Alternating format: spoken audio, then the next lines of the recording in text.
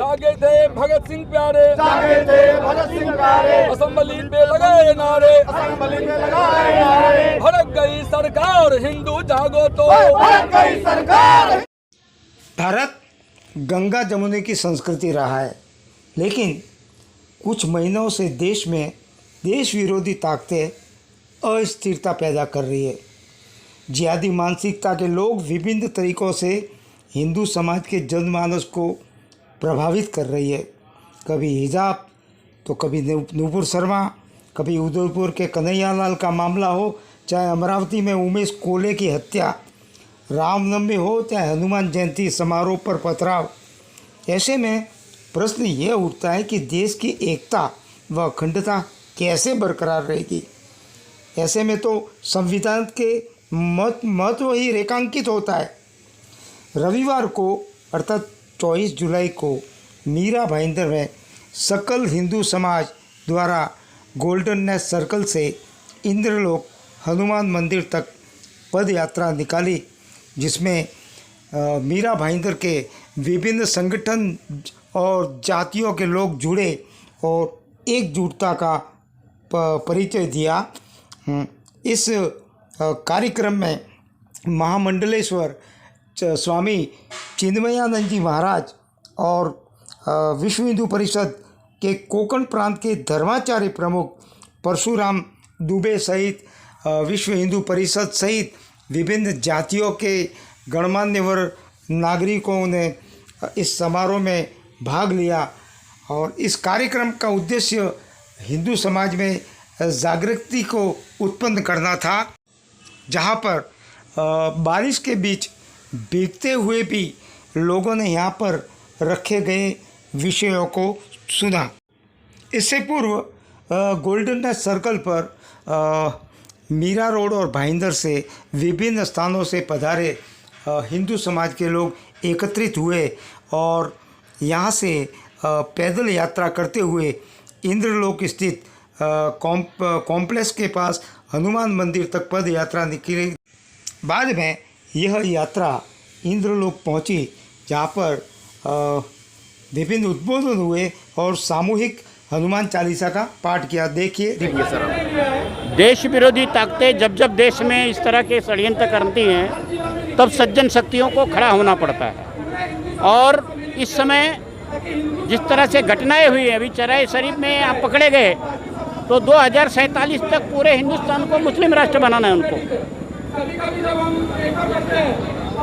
जगह जगह हथियार मिल रहे हैं। नुपुर शर्मा का बयान एक बहाना है और कन्हैया जैसे है टेलर जो सामान्य कमा के खाने वाले का गर्दन काट देते हैं। तो ये देश इस्लामिक शरिया से चलेगा कि देश संविधान से चलेगा, अब विषय ये आ गया है। इसलिए पूरे देश का हिंदू समाज अब रोड पे आएगा और उनको जिस भाषा में समझते हैं उस भाषा में उनको समझाएंगे हम, क्योंकि एक घटना नहीं हुई है, कई घटनाएं हो गई है।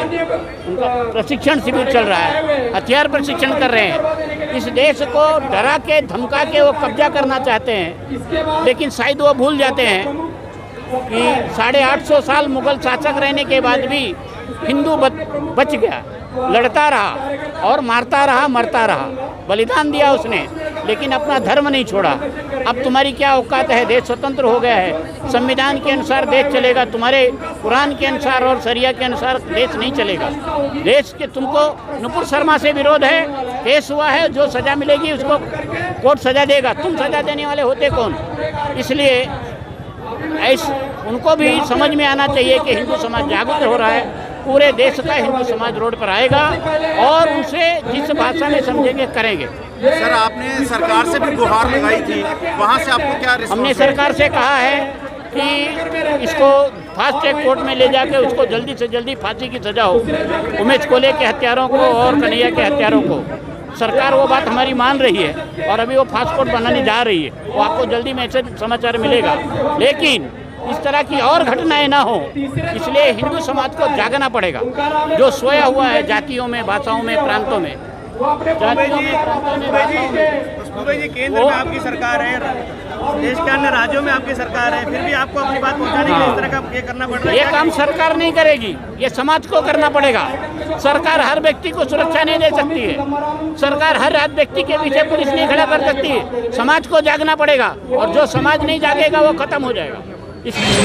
आज यहाँ पर मेरा भाईंदर के समस्त हिंदू समाज को एकत्रित करके या हिंदू समाज में एकत्रित आके जो पिछले कुछ दिनों से हिंदुस्तान के अंदर जो घटना हुई है, कन्हैया कुमार के और उमेश कोल्हे के जो नृशंस उनकी हत्या की गई है समाज के द्वारा, उसका निषेध करने के लिए और हिंदू समाज को एकजुट करने के उद्देश्य से यहाँ पे शोभा यात्रा और यहाँ पर रखा था। और हमने इसमें सम्मिलित होकर हिंदू समाज चाहे वो किसी भी जाति का हो, किसी भी पार्टी का हो, किसी भी पक्ष का हो, कोई भी पंथ को मानने वाला हो, ऐसे सभी लोगों को हमने जमा करके आओ। हम एक्चुअली अपने भारत देश में, हम अपने देश में अपने इसमें हिंदुत्व लाना चाहते हैं और हम सब हिंदू एक होकर के, एकजुट होकर के रहें।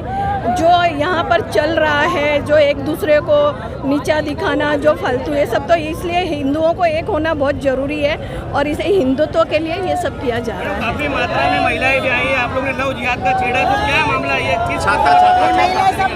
ये जो हमारे समाज में अभी जो ये सब जो भी दूसरे ये लोग जो मतलब यहाँ पे जातिवाद फैला रहे हैं, हनुमान चालीसा के खिलाफ जो मुद्दे उठा रहे हैं, तो हमारे हिंदुओं के हम हनुमान चालीसा अगर पढ़ रहे हैं तो उसमें कौन सा हम गलत कर रहे हैं? तो इसके खिलाफ कोई भी ऐसा इशू नहीं होना चाहिए। जो लोग इशू उठा करके इसके ऊपर जातिवाद के ये कर रहे हैं, तो हमें हक है कि हम अपने हनुमान चालीसा पढ़ें, हम अपने हिंदुत्व के लिए लड़ें। इसलिए हमारी लड़ाई एक हिंदुत्व की लड़ाई है।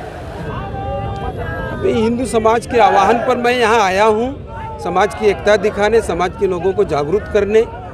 बाकी तो जो समाज के काम है उसमें हम साथ देने आए हैं।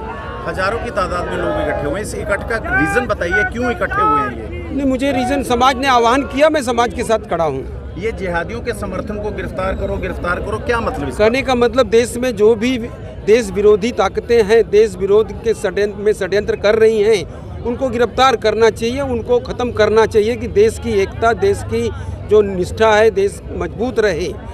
देश विरोधी ताकतों को ख़त्म करना चाहिए।